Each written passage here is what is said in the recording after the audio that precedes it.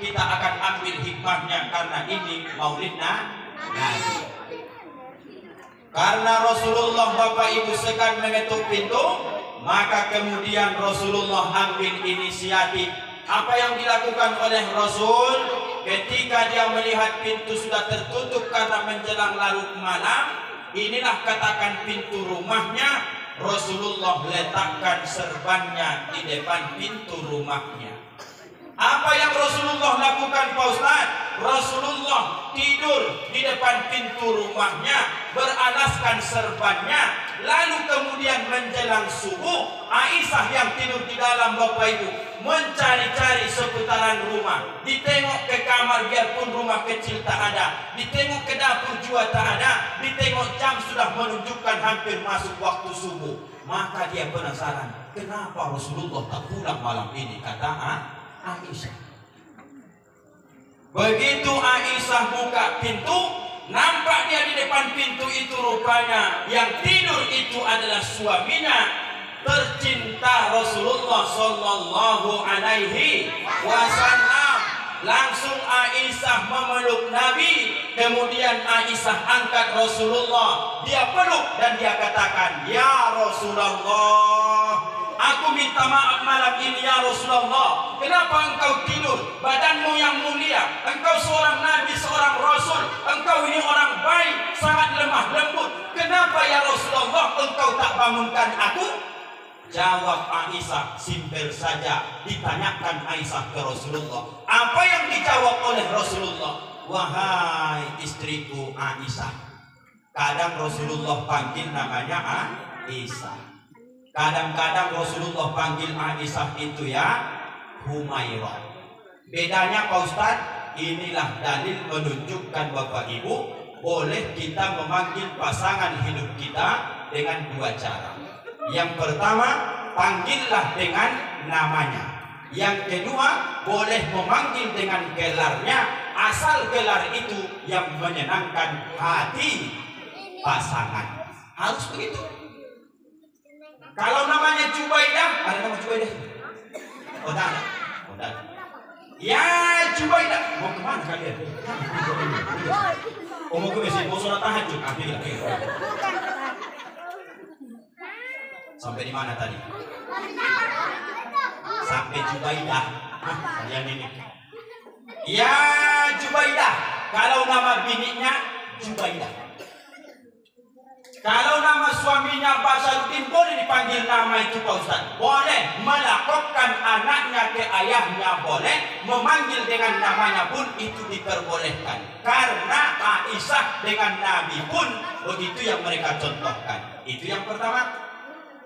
Karena Aisyah ini adalah seorang perempuan yang sangat cantik, dan kemudian pipinya itu kemerah-merahan tercatat dalam riwayat, maka kemudian Rasul panggil.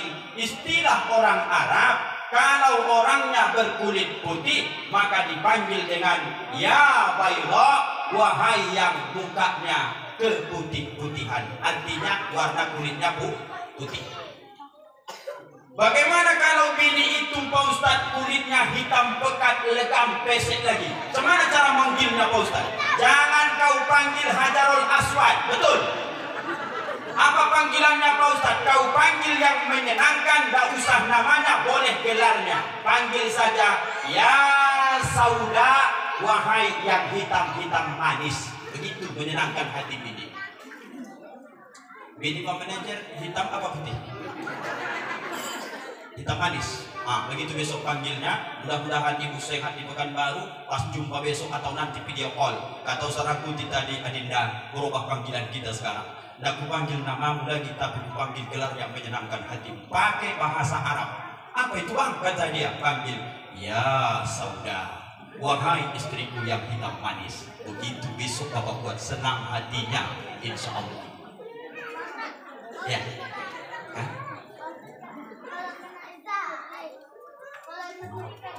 Oh Tuhanku, udah diejek anak ini aku loh Bu. Ustadz kalau agak jauh sedikit putih kami tengok, dekat kali hitam kata dia. Aku kasih kau hadiah nanti. Oh Tuhanku, udah capek-capek aku ceramah kayak gini, baru ada anak-anak ngejek aku loh Bu. Kok berani kali kau bilang sama Ustadz begitu? Memang kenyataannya.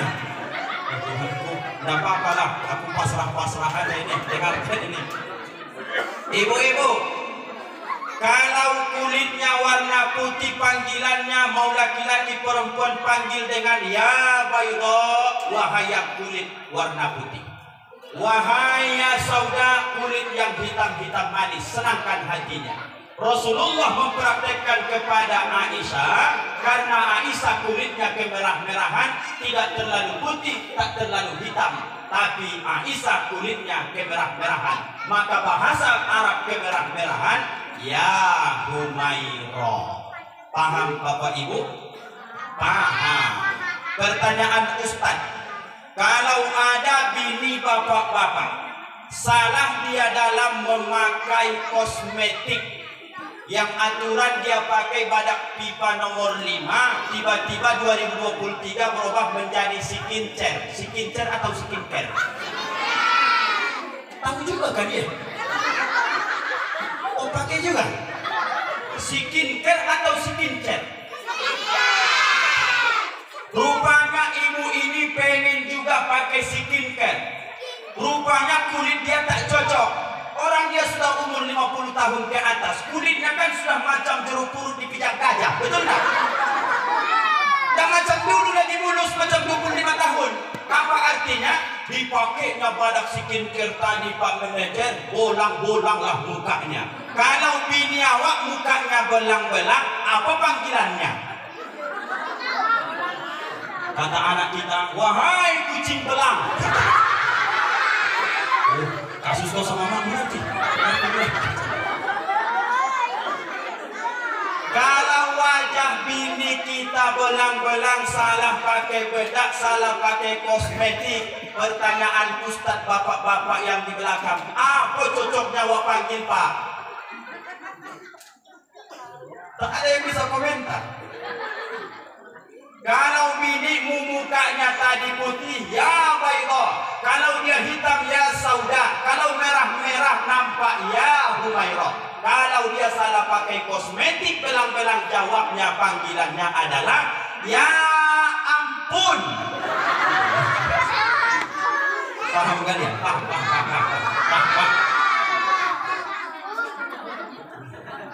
Aku nengok kalian ini lama-lama ya. Ayo sama-sama surah dulu. Ya Rasulullah, ya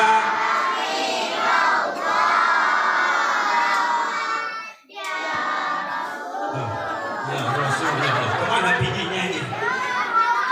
1, 2, 3 ya. Ya Rasulullah, ya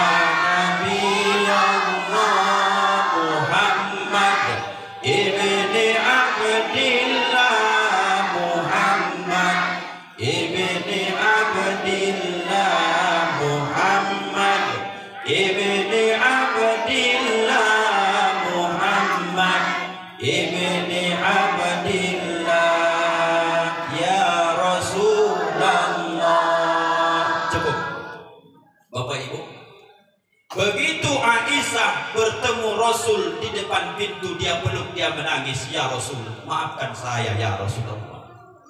Apalah salahnya Rasul kau ketuk pintu? Apa jawab Rasul? Ya Aisyah istriku, ya Humairah, aku tahu ini rumahku, kata Aisyah. Aku tahu juga yang di dalam itu adalah istriku. Aku punya hak untuk mengetuk pintu ini, wahai istriku Aisyah.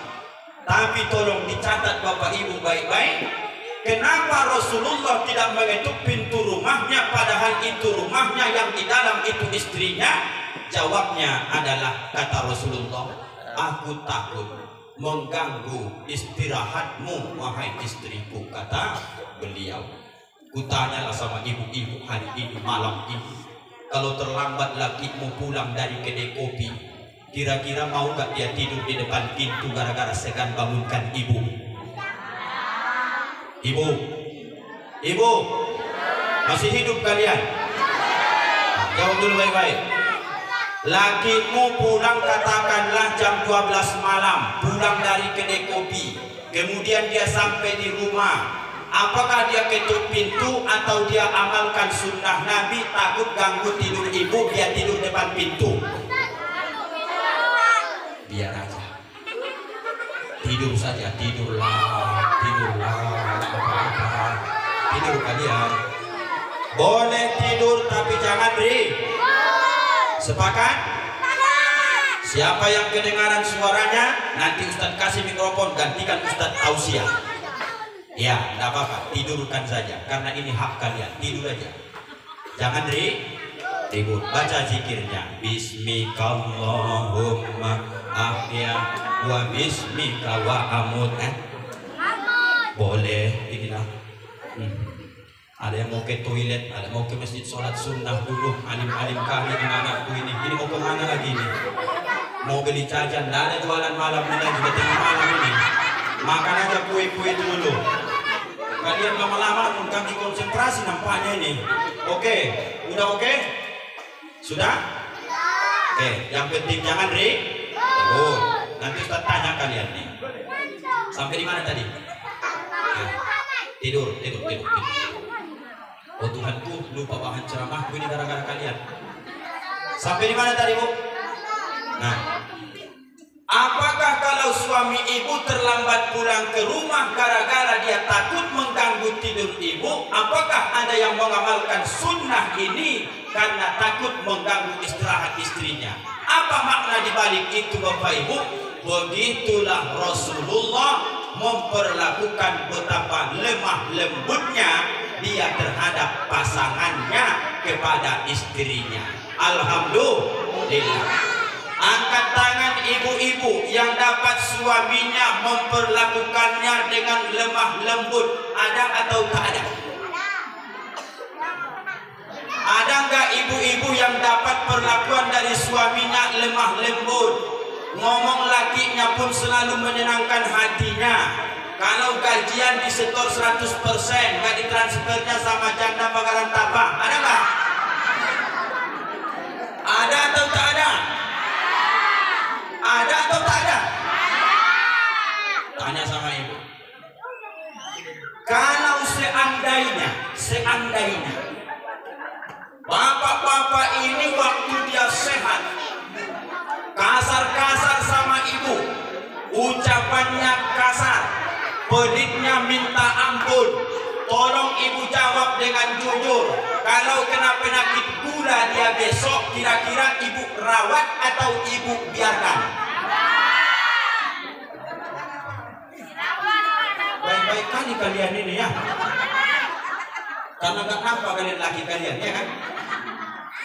Bapak-bapak yang di belakang, diingat baik-baik, ini semua perempuan-perempuan yang baik insya Allah, betul?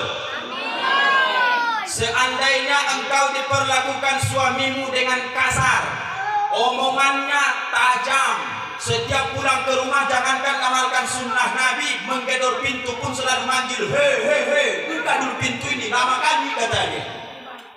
Udah tidur kau, tidur aja kerjamu, makanya gemuk kan kau. Macam begitulah dia. Mohon maaf ibu yang gemuk-gemuk, mohon maaf saya. Bukan itu. Contoh saja nih contoh. Ku kasih ibu resep dulu sedikit. Mau ibu resepnya? Ibu yang kurus-kurus, kalau ingin ibu gemuk sedikit, banyak minum madu, itu sunnah Nabi. Cara berobat Nabi dua. Pertama minum madu, yang kedua bekam. Bekam mungkin ibu takut, minum madu lah ibu yang kurus-kurus nih. Mana yang kurus-kurus nih? Banyak kali yang kurang-kurang makan apa nih.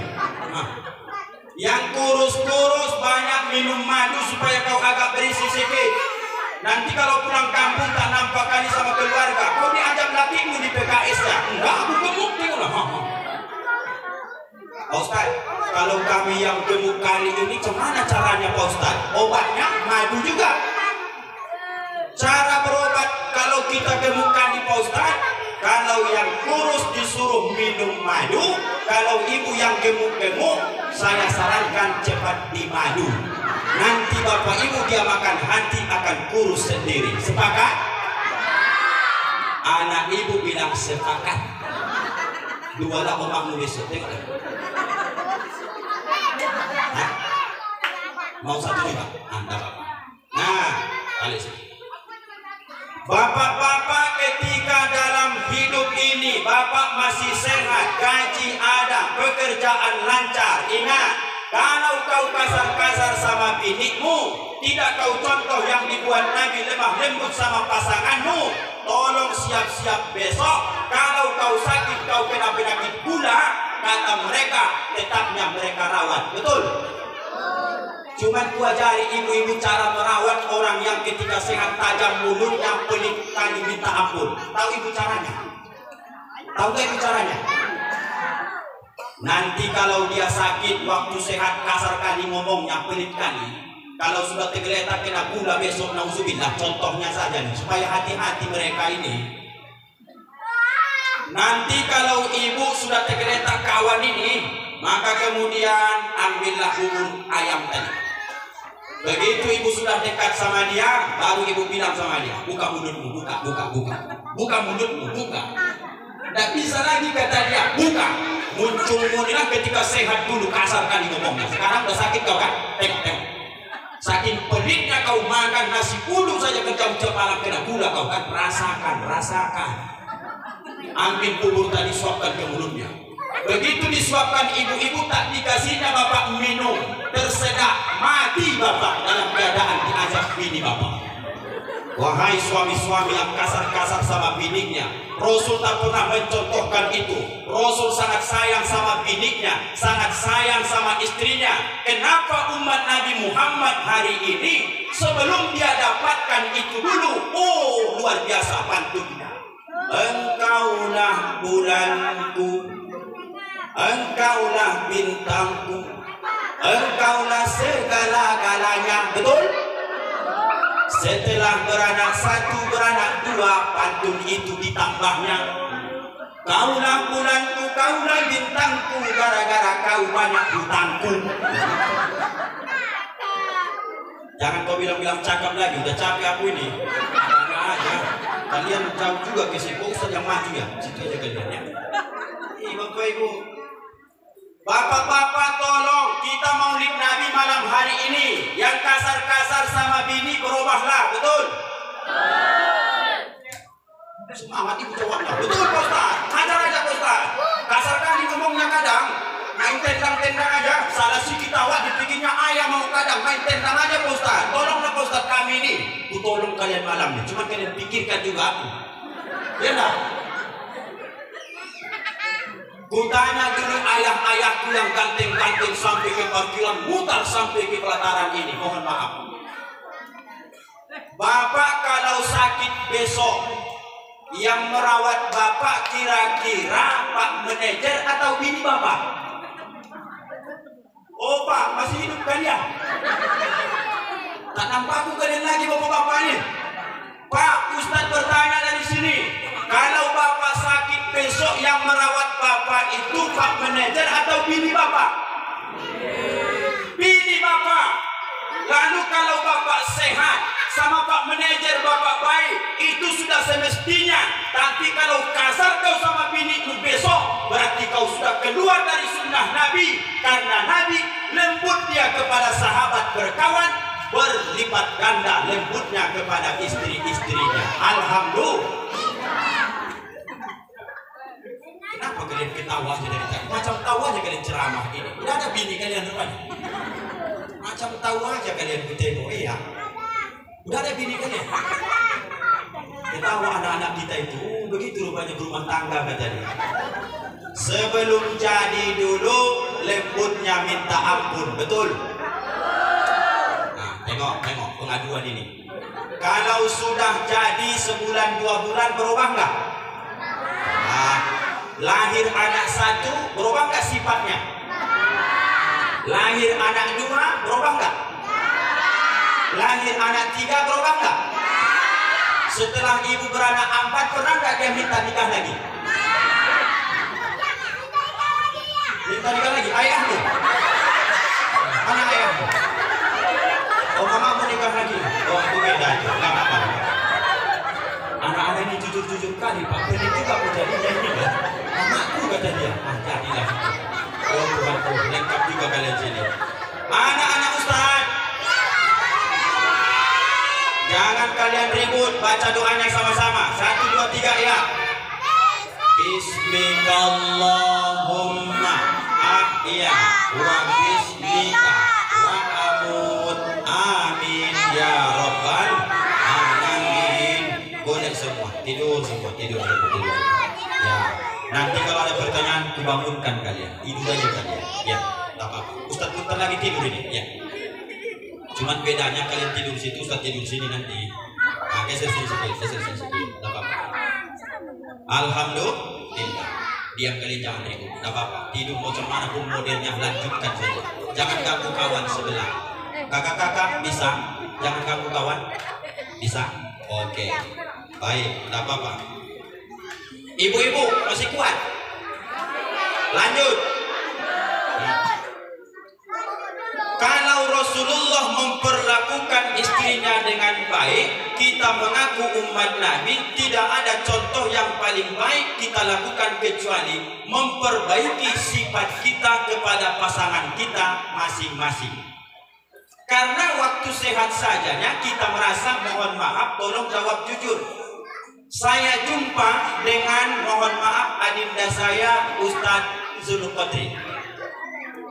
Ustadz Zulqadri ini kalau nelpon sama saya, lembut minta ampun. Namanya saya abang.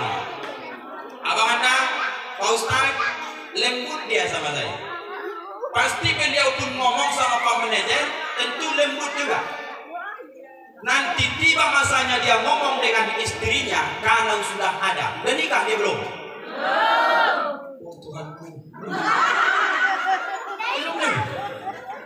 Belum atau belum? Jadi Pak Manajer, pernah aku dulu bernazar sama beliau nih, kalau nikah kau sebelum lebaran besok kusumbang kau kalau tak salah 40 kilo ayam. Betul ibu-ibu? Dia pernah aku sumbang Ustadz ini dulu, kalau nikah 40 kilo ayam dari ibu bilang, tak dapat dia. Habis itu ku kasih waktu lagi 30 kilo Pak Ustadz, tak dapat juga. Malam ini udah dapat belum? Dan laku Ustadz atau cuman? Saya saja Ustadz, saya saja nih, gak banyak yang nawarin ini. Cuma saya aja gak mau menjaga hati perasaan istriku di rumah. Bapak Ibu, masa Ustadz satu saja pun gak tembus? Ada aja kawan ini menikah Ustadz malam ini. Kalau bisa ada nampak kita makankan malam ini. Sepakat ibu-ibu? Masa nggak ada anak gadis kalian tuh yang kuliah, yang tamat kuliah? Jodohkanlah sama dia. Dia nggak mau. Dia yang nggak mau. Nggak mau dia bu. Mau kuliah dia. Lebih bagus sambil kuliah menikah supaya jangan banyak fitnah, jangan bolak-balik awak buat dosa. Betul? Aku kalau bisa diulang sejarah ini begitu, awak sunat dulu, nikah awak langsung. Ya enggak bu? Cuma tak bisa karena udah besarnya begini. Ustadz nikah kau bisa cepat. Ganti contohnya enggak Ustadz lagi. Kebiasaan bapak-bapak ini. Apalagi kalian Tuhanku. Biarkan saja dia. Tenang saja kalian. Kemana aku pergi ceramah ini biar diam kaliannya. Diam kalian situ. Tak mau begitu kalian begitu.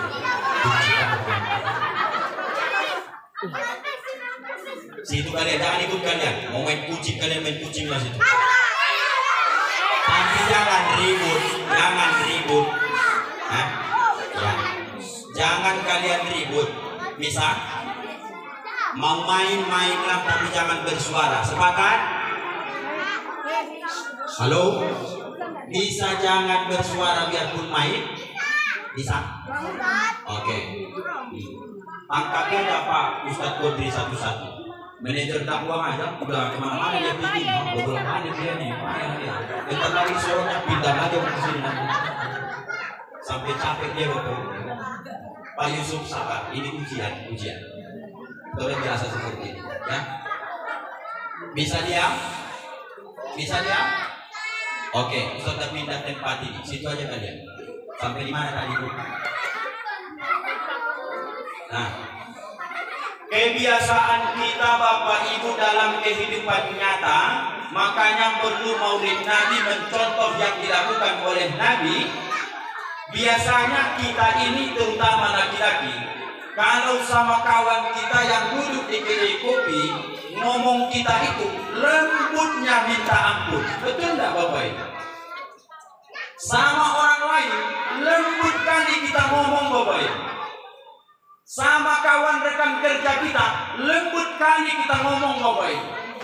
Tapi begitu jumpa pasangan, kasarnya ucapan luar biasa dan perhitungannya pun luar biasa. Bapak-bapak yang candu di kedai kopi, kebiasaannya asal baru-baru dapat gajian ataupun baru-baru dapat duit, apa kata dia sama kawannya? Pesan saja, pesan saja. Mau berapa pun nanti biar aku yang traktir, tidak ada masalah kata dia. Betul nih Bang, betul. Pesan teh telur, pesan Indomie. Tidak usah kalian pikirkan, nanti biar saja yang bayar. Datang kawan sebelah lagi, pesannya lagi. Tidak apa-apa, masih ada duitnya nih, aman, kata dia. Mau dibayar kawan sebelah, apa kata dia? Simpan duitmu macam tidak ada pergaulanmu. Begitu dibilangnya. Tapi begitu mohon maaf Bapak Ibu, kalau di rumah 100.000 dia kasih sama bininya, maka mohon maaf Bapak Ibu, berkali-kali dia tanya-tanya karena saking perhitungan sama istrinya. Berubahlah Pak, kita sedang maulid Nabi, yang mestinya kita lembut sama orang lain itu suruhan agama, harus lebih lembut kita kepada pasangan kita masing-masing. Bisa kira-kira Bapak Ibu diamalkan atau tidak? Ibu-ibu bisa diamalkan atau tidak? Bisa. Tengok yang dilakukan Aisyah. Jangan kami saja ke ibu, kalau ibu ke kami pun tak balance, tidak ada umpan balik, maka ini takkan terjadi sunnah. Maksudnya gimana Pak Ustaz? Ibu-ibu mohon maaf, kalau pulang suamimu ke rumah, kira-kira pernah tidak kau tanya, asal dia pulang ke rumah makin bertambah masalahnya atau hilang masalahnya gara-gara kelembutan ibu?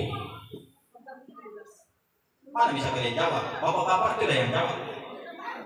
Bapak kalau pulang ke rumah Pak, tadinya Bapak kerja, katakanlah manen, berkeringat, capek, letih luar biasa. Yang kerja pabrik pun begitu. Begitu Bapak pulang ke rumah, pertanyaan Ustaz, begitu jumpa Bapak dengan bini Bapak, apakah masalah yang di tempat kerja itu sampai di rumah bertambah atau habis, hilang gara-gara lembutnya bini Bapak?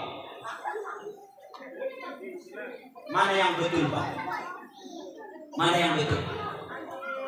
Yang betul adalah sebahagian kalau dia pulang ke rumahnya menunjukkan istrimu soleha, mengajarkan tentang sunnah Nabi, apa yang dilakukan oleh istri Rasulullah asal Rasulullah pulang berdakwah. Kemudian dia sangat banyak membawa masalah, dicaci maki, dihina, direndahkan. Asal pulang Aisyah itu menyambut Rasulullah, maka Rasul berkurang beban masalahnya. Kalau kau ingin mendapat predikat wanita soleha, maka tunjukkan harus bisa lakimu nyaman di rumah, bertanda dia tak nongkrong lagi ke kedai kopi main skater.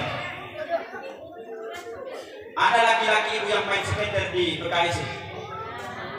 Ada. Ketawa mereka di sini. Anak-anak kita pun khawatir saya kena skater ini ya. Bapak-bapak ada yang terjebak main skater? Ada. Tanya dulu sama bapak. Mana Pak lebih besar dosa pemain skater atau penjual chip? Tahu aja kan dia? Tanya dulu ya. Mana lebih besar dosa yang main skater atau yang jual chip? Dua-duanya. Dua-duanya dosa. Dua-duanya. Oh betul. Bapak yang sudah candu main skater kalau ditimbang-timbang nih, sepakat nggak kalau skater itu judi dan itu diharamkan agama? Sepakat? Ada dalilnya? Ada. Innamal khamru wal maisir wal ansab wal azlam rijsun min amali syaitan fajtanibuhu la'allakum tuflihun. Judi itu haram, skater itu mundi nasib juga haram. Pertanyaan Ustaz, mana lebih banyak dosa pemain skater atau yang jual chip? Kata mereka dua-duanya Ustaz. Buktikan. Kalau kau ingin main skater, bawa handphone. Kemudian datang ke kedai, Pak, ya ada chip, ada katanya. Kau beli chip. Datang kawan satu lagi nanti, beli lagi chip. Datang kawan satu lagi, beli chip. Udah berapa kali dia transaksi? 3 kali. Engkau yang main chip ini, main skater ini hanya beli sekali. Kau pakai handphonemu dan kemudian engkau hanya berdosa untukmu dan berdosa si penjual chip karena dia memfasilitasi.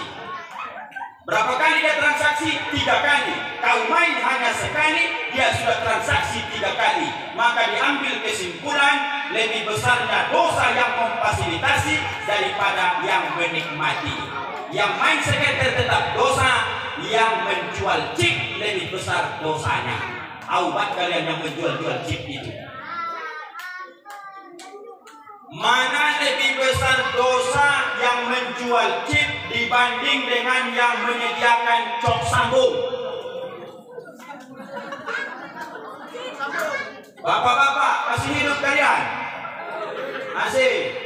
Mana lebih besar Pak dosa yang menjual chip atau yang menyediakan cok sambung? Yang menyediakan cok sambung banyak dosanya. Lebih banyak dosanya ya Pak. Dalilnya? Oh, ada dalilnya. Oh gitu. Coba tengok alurnya Bapak Ibu. Nauzubillah, mudah-mudahan jangan terjadi. Saya punya handphone. Kemudian saya install aplikasi supaya bisa main skater. Datang saya ke kedai Bapak, ya, saya mau beli chip dulu Pak. Ini Pak Ustaz. Nah, Ustaz main chip juga. Coba-coba aja nih Pak. Ini. Saya mau main skater, sudah terbeli chip. Tiba-tiba handphone saya lobet. Jadi nggak saya main skater? Nggak jadi kan?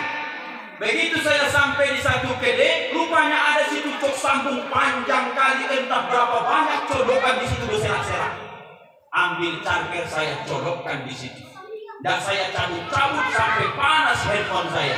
Pertanyaan Ustaz, berapakah dosa yang ditanggung sepenyedia cok sambung? Mana lebih besar yang mereka tanggung dosa dibanding yang pemain skater penjual chip? Jawabnya, wahai orang-orang yang menyediakan cok sambung supaya orang main skater bermaksiat durhaka kepada Allah, engkaulah yang paling besar menanggung dosa orang-orang yang main skater yang beli chip karena engkau fasilitasi. Kalau handphone ku robek, tidak jadi aku maksiat karena tak bisa main skater. Betul? Wahai penjual chip dan juga yang menyediakan cok sambung, taubat kalian cepat-cepat. Kalau tidak, bagaimana panasnya handphone orang main skater itu, lebih panas besok neraka jahanam. Insya Allah akan disediakan Allah. Alhamdulillah. Nauzubillah, jangan alhamdulillah lagi. Auzubillah itu Bapak. Ayolah. Sallallahu ala Muhammad. Sallallahu alaihi. Sallallahu ala.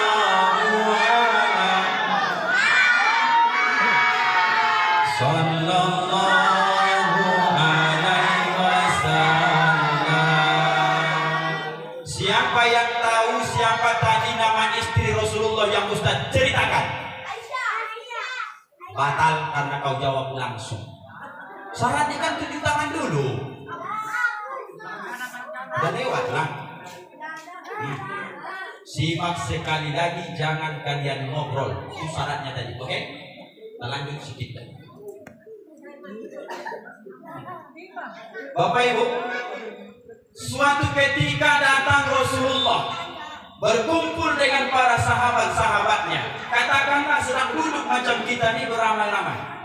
Kemudian datang seseorang, rupanya dia baru habis panen jeruk, kalau bahasa kita mendekatkan paham. Di hadis itu memang tak disebutnya tak buah apa, tapi mendekatkan paham buah jeruk yang baru dipanen.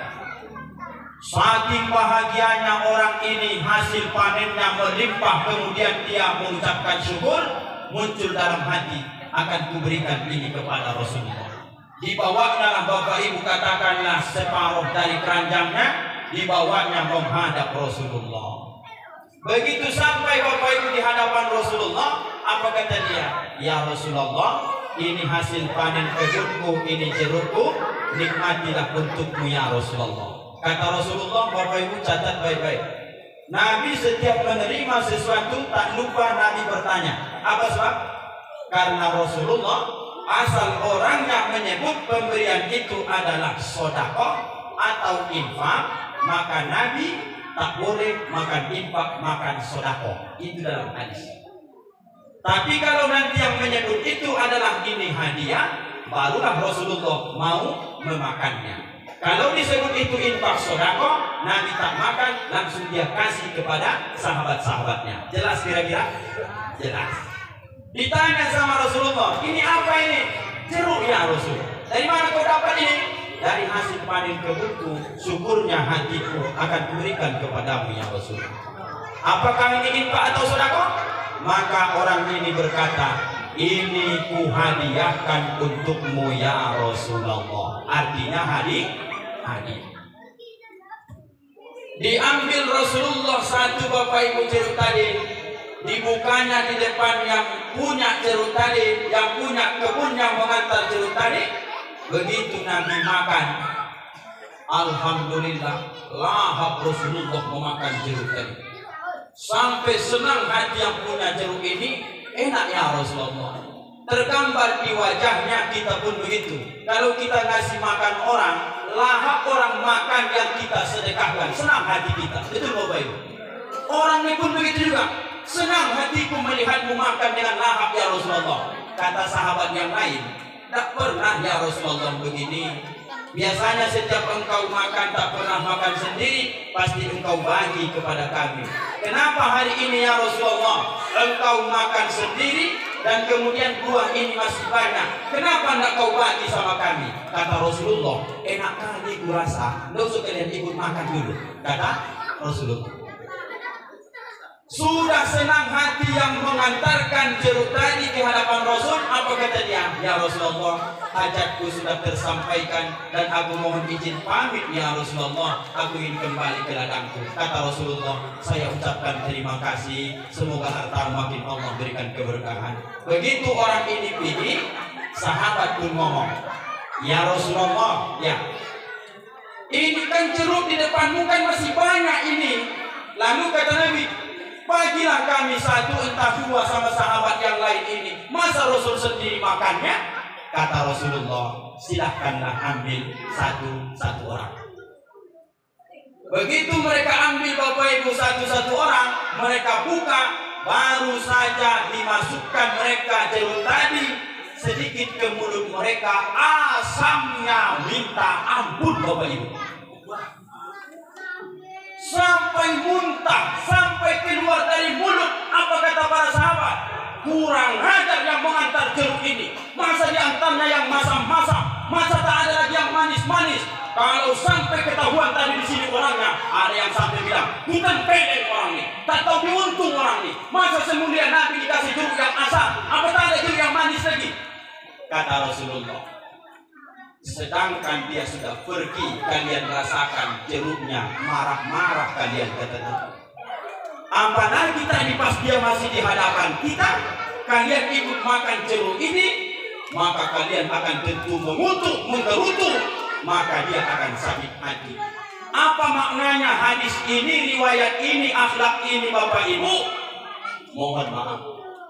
Beginilah Bapak Ibu semua keluargaku, cara Rasulullah paling pandai menghargai perasaan orang lain, biarpun dia tak suka, biarpun dia tersakiti, tapi dia tetap nampakkan dia menyenangkan hati orang lain. Ini menjaga perasaan. Tanya sama Bapak Ibu, boleh nggak Bapak Ibu kita cerita di depan kawan kita? Apa judul cerita tadi? Kita cerita mobil sama orang yang beli sepeda pun tak mampu. Sakitkah hatinya? Sakit. Sakit. Boleh nggak kita cerita kita bolak-balik haji umroh padahal kawan semalam makan hari ini tidak? Boleh apa tidak? Tidak. Boleh nggak Bapak Ibu kita cerita tentang masalah baru beli Honda baru, kawan sebelah mohon maaf rumahnya kalau bahasa kontrak lah udah bolak-balik ditagih dan terbayarnya. Boleh nggak Bapak Ibu? Inilah akhlak Rasulullah itu Bapak Ibu yang mulai hilang dari orang Islam ini. Nggak pandai kita menjaga perasaan orang, nggak kita tengok siapa kawan bicara, sehingga kadang-kadang omongan kita banyak menyakiti hati saudara-saudara kita. Betul? Allah Bapak, Nabi Bapak Ibu paling pandai dia menjaga perasaan orang lain yang datang kepadanya, dan sangat pandai Rasulullah itu menjaga perasaan para sahabatnya. Cakapnya bahasanya begini Bapak Ibu.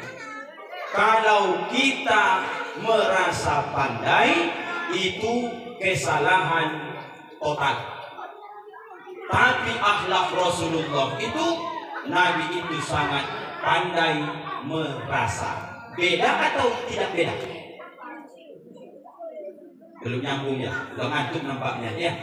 Ini Bapak Ibu.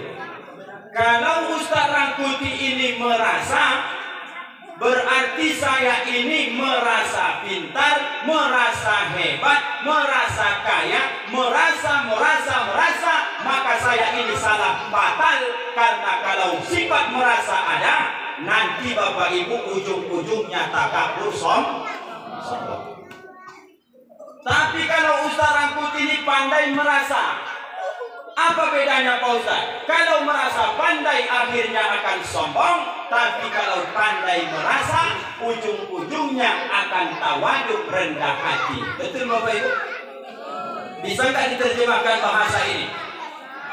Agak payah memang Bapak Ibu menerjemahkannya. Kalau kita pandai merasa, pandailah merasakan kesulitan tetangga. Pandailah merasakan sakit hati orang lain. Pandailah merasakan perihnya keadaan ekonomi saudaramu. Pandailah merasakan jeritan hati tetanggamu. Pandailah merasa penderitaan istrimu. Pandailah kau merasa apa yang ada dalam hati suamimu. Kutanya sama ibu-ibu baik-baik, tolong dijawab dulu. Bisa kira-kira? Bisa kira-kira Ibu? Kalau seandainya Bapak bisa jaga hati dan perasaan Ibu, kira-kira Ibu bisa nggak jaga perasaan dan hati Bapak? Kalau Ustaz tanya, mana yang lebih utama menjaga perasaan? Bapak sama Ibu atau Ibu sama Bapak? Menjawab atau orangnya dari tadi? Bapak sama Ibu. Yang duluan menjaga perasaan ini pasangan suami istri. Kira-kira yang duluan menjaga hati pasangan, menjaga perasaan pasangan, apakah istri yang menjaga perasaan suami atau suami yang menjaga perasaan istri? Istri yang menjaga perasaan suami. Istri yang menjaga perasaan suami. Istri yang menjaga perasaan suami. Ya. Tadi ibu-ibu nih, dia sampai sama belakang. Istri yang menjaga perasaan suami. Kata kakak sebelah, suami yang menjaga perasaan istri. Kalau bapak-bapak, Pak Ustaz, saya di rumah ini adalah raja. Maka di rumah ini Pak Ustaz, harus anggota keluarga ini yang menjaga perasaan saya. A saya bilang A di rumah nih, B saya bilang B di rumah nih. Jangan ada macam-macam. Pak, kalau kau di rumah itu kau katakan kau seorang raja, seorang pemimpin, kutanya bapak baik-baik. Bini bapak itu kalau bapak raja, bini bapak itu kira-kira apa itu Pak? Kata bapak, ratu Pak Ustaz. Permasyuri Pak Ustaz. Mestinya kalau kau mengatakan kau raja, binimu adalah ratu, permasyurimu, maka hendaknya kau jaga ratu, kau jaga permasyuri ini dengan baik, maka engkau akan mulia di hadapan Allah dan juga di hadapan manusia. Yakin tak kira-kira? Sudah, mau tepuk tangan pula ibu gara-gara itu. Ibu, Yakin tak Bapak Ibu, letak kemuliaan seorang suami itu dia bermarwah, dia bermartabat, dia dihormati orang gara-gara ada dukungan dari biniknya dari belakang. Betul tak Pak? Bapak-bapak bisa begini nih, datang ganteng-ganteng, tenang pikiran. Itu Bapak saya yakin bukannya Bapak yang mencuci baju Bapak malam ini. Betul tak? Ndanya Bapak yang menggosok baju Bapak, ndanya Bapak yang menyediakan celana Bapak. Semua mereka ini ibu-ibu ini yang pegang. Maka kalau kau ingin berharga, ingin terhormat, ingin mulia di hadapan manusia jadi, di depan Allah jadi, maka tidak ada cara lain. Ikut sunnah Nabi, muliakan binikmu, maka Allah akan muliakan engkau. Sepakat ibu-ibu? Sejauh ini yang memuliakan kalian atau laki-laki ke kalian? Tak paham juga. Siapa yang mau duluan Bapak Ibu memulai menjaga perasaan, maka dia tidak akan pernah dianggap rendah dalam pandangan agama. Maka tanggal 1 Syawal Idul Fitri kebiasaannya suami yang datang kepada istri minta maaf atau bini yang datang ke suami minta maaf? Istri yang minta maaf. Besok 1 Syawal dirubah lagi. Bini dulu yang duduk di sofa, laki itu yang datang menangis minta maaf. Ini lain Kak Ustaz nih, bukan lain Pak. Begini Pak. Sesungguhnya yang memikul pundak tanggung jawab itu adalah suami. Kalau dilihat kelalaian kita Pak luar biasa. Kalau binikmu tak sholat, kau dapat dosa. Tapi kalau kau tak sholat, binikmu tak dapat dosa. Kan begitu ceritanya. Maka bapak-bapak 1 Syawal besok tengok. Kalau aku Pak Ustaz duluan minta maaf sama dia, maka dia akan melonjak nanti. Dia akan sepele, dia akan remeh sama aku Pak Ustaz. Demi Allah, orang yang sudah maulid Nabi, siapa orang yang mau duluan minta maaf, menghormati pasangannya, memuliakan pasangannya, maka Allah akan terus angkat derajatnya. Kalau tidak percaya, buktikan besok ibu-ibu. Baik-baik ini saja dia, nanti tidak sadar dia habis duitnya sama ibu itu, biar ibu tahu. Tidak usah ibu lawan-lawan, iya-iyakan aja. Makin menjadi-jadi kata Bapak. Inilah mengaji kita malam ini. Hendaknya menjadi-jadi itu Pak. Nanti ibu insya Allah akan dapat hikmahnya yang sangat luar biasa. Amalkan agama ini dengan baik. Berarti Pak Ustaz mengalah untuk menang ya? Bisa jadi mengalahlah selangkah 2 langkah mundur saja. Nanti ibu akan menang. Apa sebab? Karena orang yang selalu duluan menjaga perasaan orang, dia mau juga duluan minta maaf, dialah akan dimuliakan Allah Subhanahu wa ta'ala. Jam berapa ini Bapak Ibu? Kok nggak tidur-tidur anak-anak ini ya? Tahan-tahan kan ini kalian? Jam 11.09 Bapak Ibu. Sampai di sinilah kita dulu ya. Ini semua kerja kita lagi. Udah dulu kita yang muka ibu loh. Udah ibu begini Bapak Ibu. Bapak yang di belakang udah pasrah saja. Kapan bisa diselesai bikinnya? Sudah selesai, sudah sampai di sini. Besok-besok kita sambung lagi ya. Anak-anak Ustaz, masih sehat kalian? Masih. Pertanyaan Ustaz sama kalian. Jam berapa kita pulang? Jam? Salah. Jam 5 subuh itu. Yang betul. Anak-anak Ustaz, pertanyaan Ustaz, duduk kembali seperti tadi. Ustaz mau tanya, mau bagi-bagi duit. Serius Pak, ini duitnya nih, masih ada duitnya. Ku habiskan sama kalian. Kenapa kan? Itulah. Ya, pertanyaan Ustaz. Sudah siap? Sabar ya, sabar. Dari tadi sabar kali aku sama kalian ini. Cuman besar kalian besok, mudah-mudahan kalian besok jadi ulama-ulama besar, anak soleh-soleh. Amin. Ya Rabbal alamin.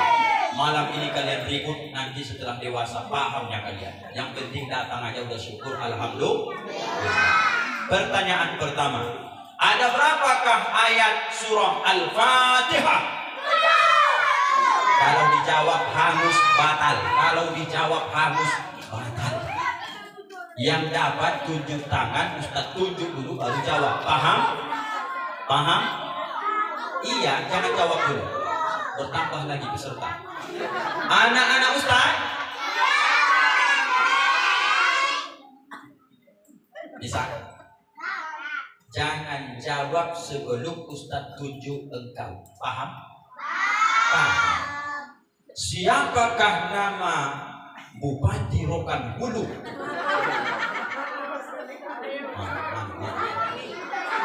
Jangan kau tunjuk tangan orang, kasus nanti. Sekali lagi. Siapakah nama Bupati Rokan Hulu? Jangan jawab kalau kau tahu tunjuk tanganmu. Ayo Bang. Siapa? Hah? Megawati. Salah. Jangan tunjuk kawan. Apa jawabnya? Kalau tak dapat diam. Ayo. Megawati. Salah. Siapa? Haji Sukiman. Betul. Sini kau. Kalian menyimak-nyimak aja tak pandai kalian. Siapa namanya? Emon Sukiman. Emon pula dibilang. Ada aja kawan ini. Cair kau. Nama bu. Yang tadi kau juga. Berapa duitnya? Alhamdulillah. Yang penting kau pintar, cerdas ya. Alhamdulillah. Terima kasih. Anak-anak Ustaz, masih ada 2 amplop lagi nih. Untuk siapa nih kira-kira? Tentu yang dapat jawab pertanyaan. Pertanyaan Ustaz. Siapakah nama kepala sekolah dasar negeri yang ada di PKS Rokan? Jangan kau jawab. Siapa? Edrianto. Betul tuh Bu. Kalian pun nggak tahu juga. Cuman membenarkan ini. Betul tak Bu? Betul. Nah, betul katanya. Nggak susah-susah dapat hadiah itu. Nih. Biarpun jumlahnya nggak sama, tapi yang jelas kau ikhlas ya. Banyak kali itu. Sini dulu. Ini udah berapa nih duitmu? Udah dikasih tadi? Sama siapa? Mana ayahmu? Kok kau setor sama dia? Kau setor sama dia? Banyak duitnya itu. Untukmu itu, kantongin. Besok kau beli layang-layang. Iya lah, dibukanya langsung. Satu orang lagi. Dari manakah Ustadz yang ceramah malam hari ini tempat tinggalnya? Ada yang menjawab di belakang hangus. Turun tangannya hangus.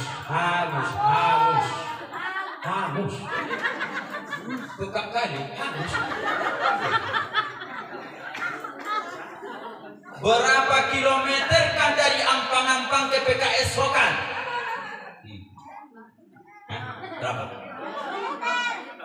Salah.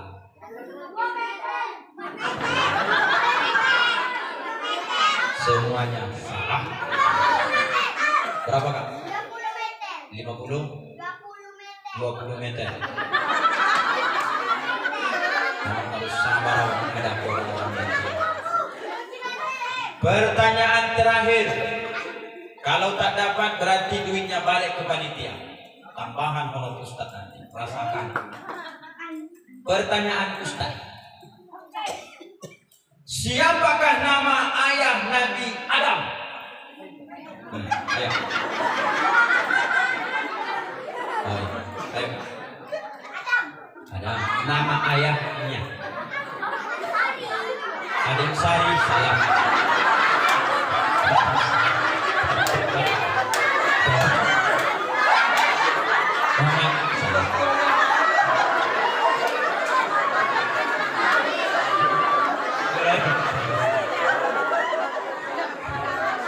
Dari mana kau tahu itu?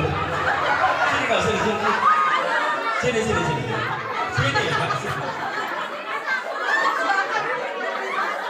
Siapa namamu? Siapa kau bilang nama ayah Nabi Adam?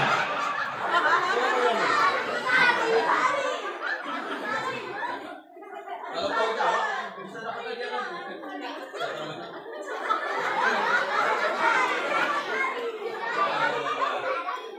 Bapak Ibu, beliau jawab tadi, nama ayah Nabi Adam itu Adem Sari. Tapi itu bentuk kecerdasan loh Bapak Ibu. Yakinlah Bapak Ibu. Mau aja dia jawab, udah lumayan ini. Adem Sari katanya. Karena salah jawabnya dari Ustadz aja hadiahnya ya. Itu masih ada. Nggak mau duitnya? Mau duitnya? Oh enggak? Alhamdulillah. Mau? Nah, sini lah. Kau udah jawab Adem Sari 5.000. Cair, tahu? Adem Sari. Satu amplop lagi. Terakhir ini ya. Terakhir. Tadi kan dari Ustadz Tuhan. Ini dari panitia ini ya. Apakah jawaban ketika azan as-salatu khairum minan naum?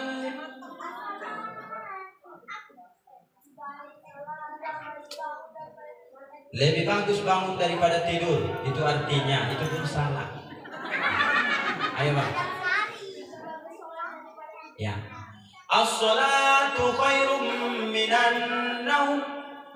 Salat itu lebih baik daripada tidur. Itu artinya, kalau dengarkan bunyi azan itu, jawabnya apa? Salat.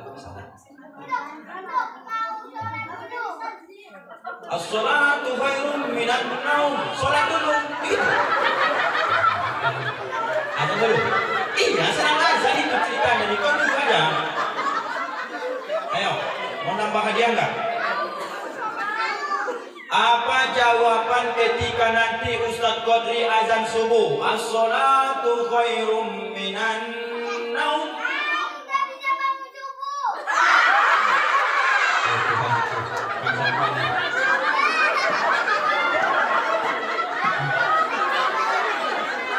Aku nggak bisa tidur, salah.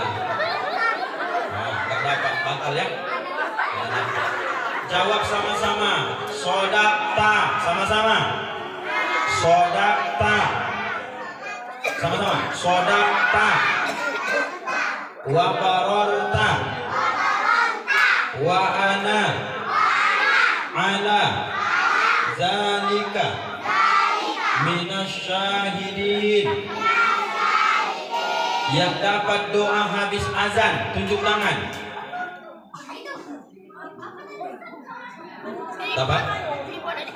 Yang dapat doa habis azan, tunjuk tangan. Dapat kalian azan ya? Itu doa buka puasa itu. Sekali lagi, yang dapat doa habis azan. Dapat? Doa iftitah tuh, salah tuh. Ada? Udah lewat, ada yang sari. Ada lagi. Doa habis azan. Ayo, anak muda yang hadroh tadi, mana? Doa habis azan, ada hadiahnya. Hah? Ada? Jangan kau tunjuk orang, nanti sama dia duitnya. Kau dapat nggak? Ah, diam aja.